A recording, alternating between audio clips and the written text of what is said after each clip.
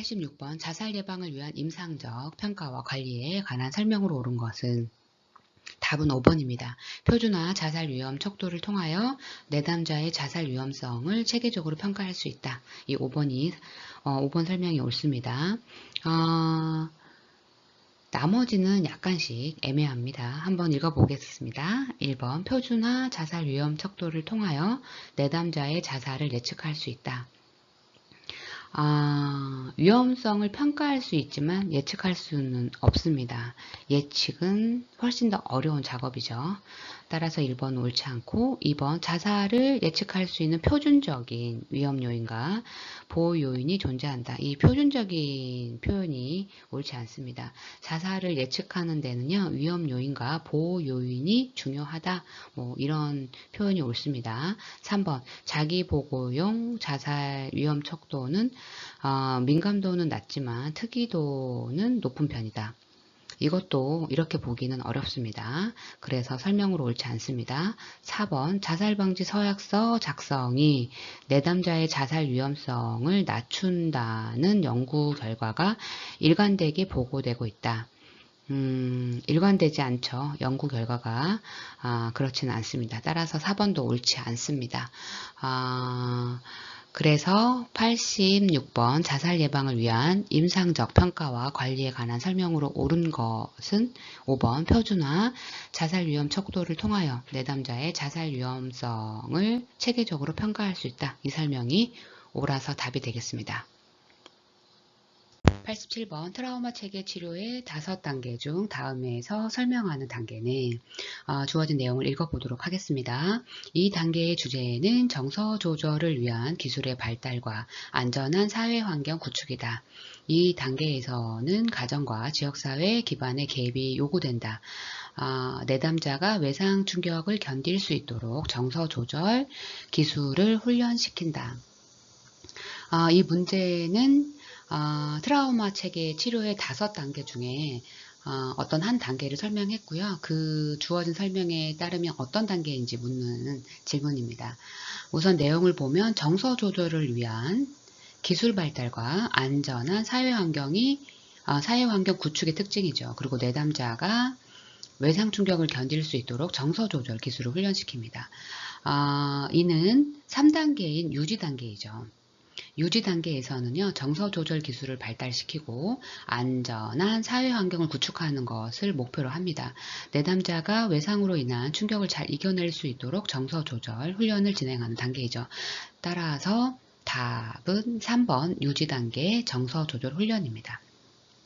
나머지 트라우마 체계의 단계를 한번 설명을 해볼게요. 첫 번째 생존 단계는 위협적인 환경에서 보호하고 이후 치료를 준비하는 거고요.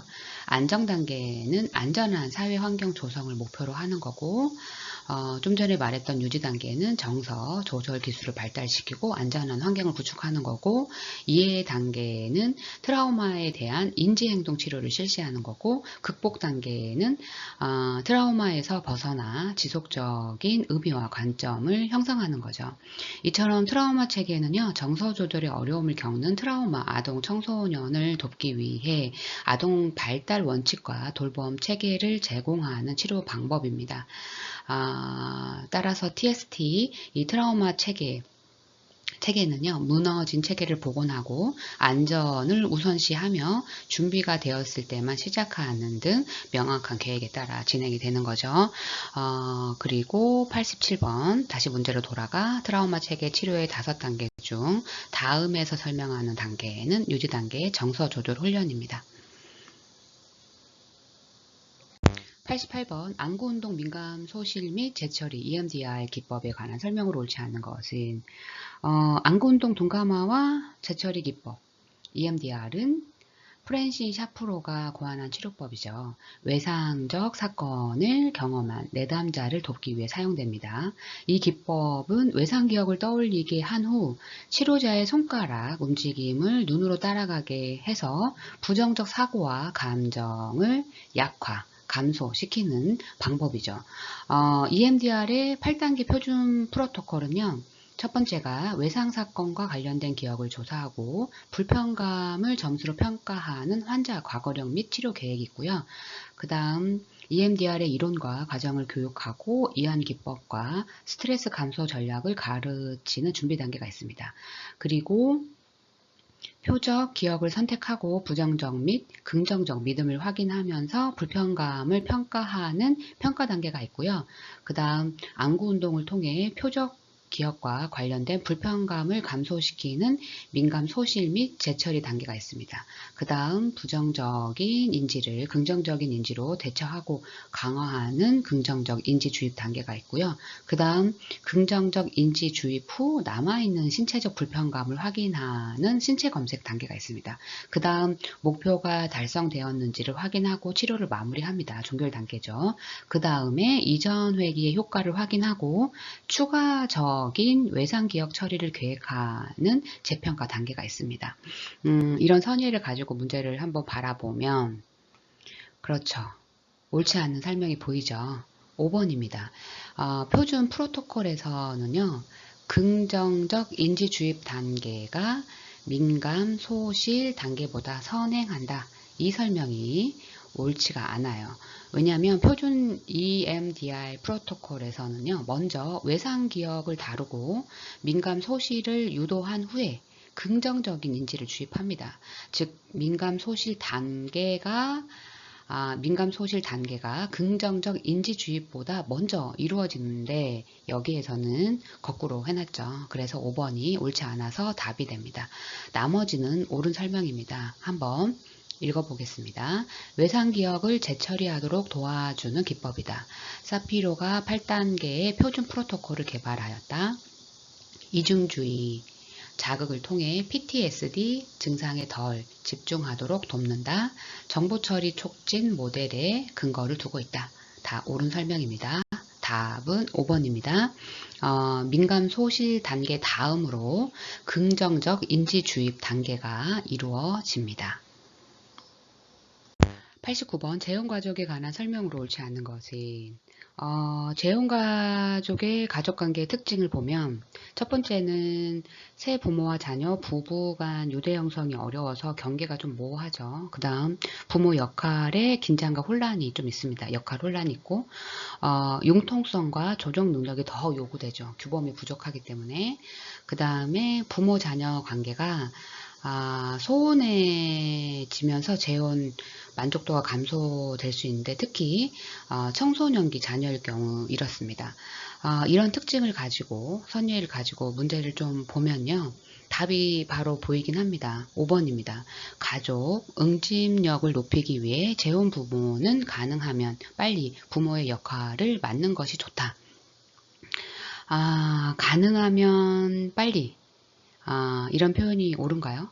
틀렸죠. 재혼 부모는요, 새로운 가족 내에서 신중하게 자신의 역할을 정리해야죠. 너무 빨리 부모의 역할을 맡으려고 하면요, 오히려 자녀에게 반감을 살 수 있습니다.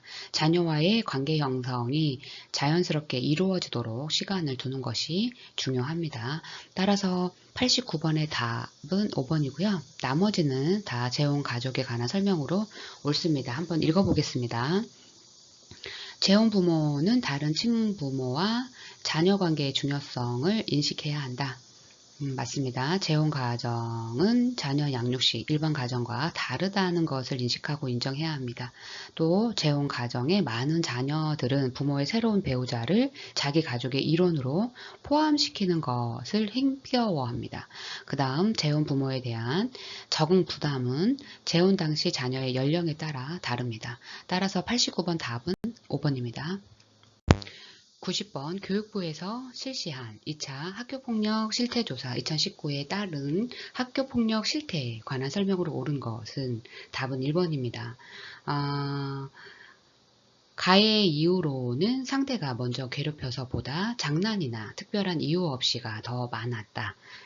이 설명은 옳습니다. 실제로 많은 학생들이요, 특별한 이유 없이 또는 장난으로 학교폭력을 가하는 경우가 더 많다고 보고되고 있습니다. 따라서 1번 설명은 옳고요. 나머지는 옳지 않아서 답이 될 수 없습니다. 한번 읽어보겠습니다. 2번 학교폭력의 중단 이후로는 학교폭력이 나쁜 것임을 알게 되어서보다 화해하고 친해져서가 더 많았다. 이 설명은 실제 조사 결과와 다를 수 있습니다. 학교폭력을 멈추게 된 이후로는요, 도덕적인 깨달음이나 인식보다는 화해와 관계 회복이 더 중요한 역할을 했다는 보고는 사실 적습니다. 3번 학교 폭력 목격 시 피해 학생을 돕거나 주위에 신고할 경우보다 아무것도 하지 않은 경우가 더 많았다. 이 설명도 옳지 않습니다. 최근 학교폭력 인식 개선으로 인해서요, 목격 시 아무것도 하지 않는 경우보다는요, 돕거나 신고하는 경우가 더 많아지고 있습니다. 네 번째, 학교폭력 피해 유효 경험 응답률은 중학교, 초등학교, 고등학교 순으로 높았다. 이 설명도 옳지 않습니다. 초등학교에서 가장 높고요. 그 다음 중학교, 고등학교 순입니다. 5번 피해 유형은 집단 따돌림이 가장 많았다. 이 설명도 옳지 않습니다. 일반적으로 언어폭력이 더 높은 비율을 차지하는 경우가 많습니다. 따라서 90번 가해 이유로는 상대가 먼저 괴롭혀서보다 장난이나 특별한 이유 없이가 더 많았다. 이 설명이 옳습니다.